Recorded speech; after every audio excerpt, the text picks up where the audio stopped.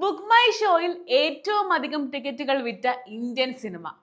സിനിമകളുടെ ജനപ്രീതി അളക്കാൻ ഇന്ന് നിരവധി മാനദണ്ഡങ്ങളുണ്ട്.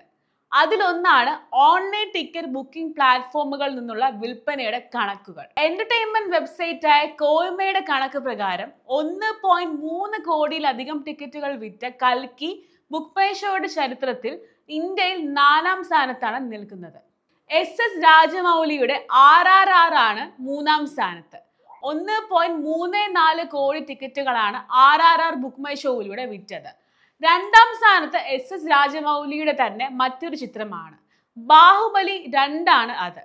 1.6 കോടി ടിക്കറ്റുകളാണ് ചിത്രം ബുക്ക് മൈ ഷോയിലൂടെ വിറ്റത്.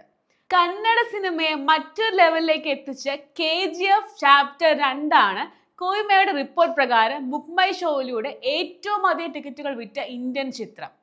1.71 കോടി ടിക്കറ്റുകളാണ് ചിത്രം ബുക്ക് മൈ ഷോയിലൂടെ വിറ്റതെന്നാണ് റിപ്പോർട്ട്. കൂടുതൽ സിനിമാ വിശേഷങ്ങൾ കാണുവാനായി മോളിവുഡ് ന്യൂസ് സബ്സ്ക്രൈബ് ചെയ്യുക.